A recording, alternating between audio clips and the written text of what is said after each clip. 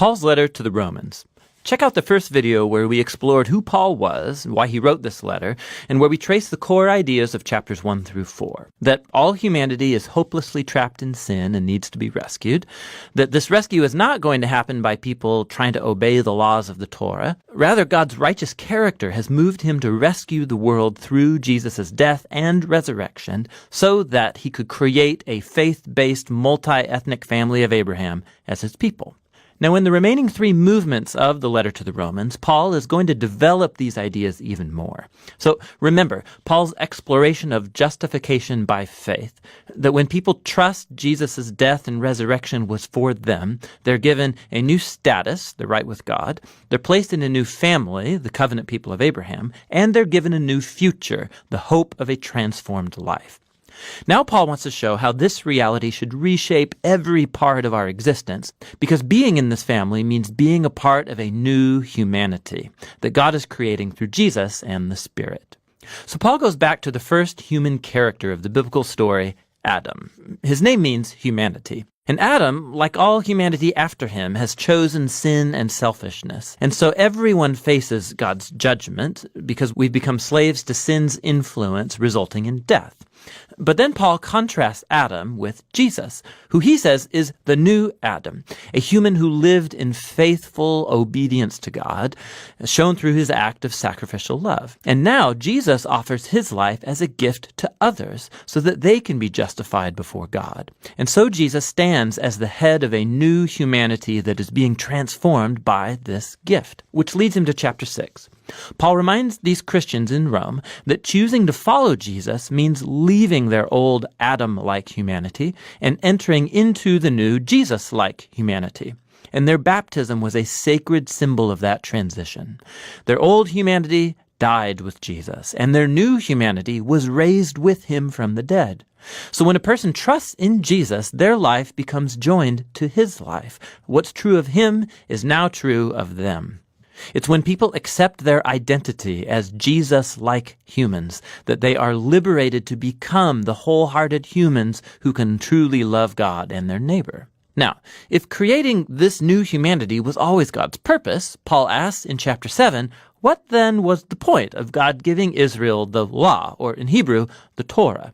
Now, side note, when Paul uses this word law, he sometimes means the storyline and message of the first 5 books of the Bible, but other times he's more specifically referring to the hundreds of commands given through Moses and that are found in the Torah. The second meaning is Paul's focus here. What was the purpose of all those commands?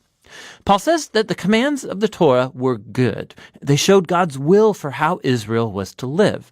But if you read the storyline of the Torah, Israel broke all those commands. The more laws Israel received, the more they replayed the sin of Adam and rebelled. So even when God gave his people specific moral rules to obey, that did not fix the problem of the sinful human heart. And so paradoxically, these rules made Israel even more guilty. But, Paul says, that paradox is the point. God's goal was to make it crystal clear that it's evil that's hijacked the human heart, and that the Torah, good as it is, could not do a thing about it. But Paul says in chapter 8, the solution has arrived in Jesus and the Spirit. And here's how. The commands of the Torah acted like a magnifying glass. It focused the problem of the human condition into one place, the people of Israel. But now Israel's representative, Jesus the Messiah, has paid for and dealt with all of that sin through his death and his resurrection. And now Jesus has released his Spirit into his new family to transform their hearts so that they can truly fulfill the call of all the Torah's commands to love God and neighbor. And there's more. God's renewal of human beings is the first step of his larger mission to rescue and renew all of creation, making it a place where his love gets the final word. Now you can see how chapters 1 through 8 are one long flow of thought here, but it raises some other questions. If all of this was God's purpose, what is the current status then of Paul's fellow Israelites who don't acknowledge Jesus as the Messiah? How does this story fulfill God's promises to them? Well, Paul begins in chapter 9 with his own anguish over fellow Israelites who don't think Jesus is their Messiah. And it leads him to reflect on Israel in the past from the Old Testament story. And he reminds us that simply being an ethnic Israelite, a physical descendant of Abraham, never made one automatically a faithful member of the covenant family. Paul shows us how God has always selected a subset from Abraham's family to carry on the line of promise. And his point is that now that line of promise is carried on by those who follow Jesus.